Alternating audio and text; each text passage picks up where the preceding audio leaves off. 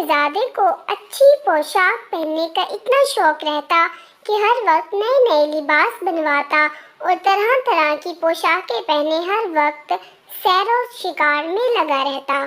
ایک دن باپ نے فرمایا، بیٹا تم شہزادے ہو، تمہیں ایسا لباس بنوانا چاہیے دوسروں کو نہ مل سکے کہ یہ قیمتی کپڑے جن پر تم اکڑتے پھرتے ہو ہر شخص انہیں بنوا سکتا ہے۔ شہزادے نے عرض کی، پھر وہ لباس کون سا ہے جو دوسروں کو نہیں مل سکتا؟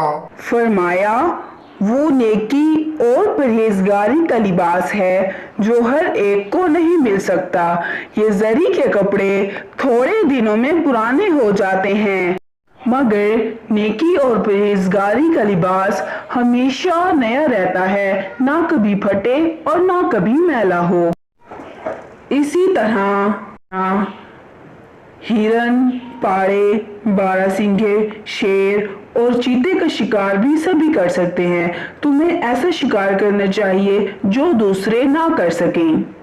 شہزادے نے پوچھا، وہ شکار بھی فرما دیجئے۔ فرمایا، رعایا کے دلوں کا شکار۔ اپنی رعایا کے دل جیت لو، یہ وہ شکار ہے جو ہر کوئی نہیں کر سکتا۔ آپ کی سماعتوں کا بہت بہت شکریہ۔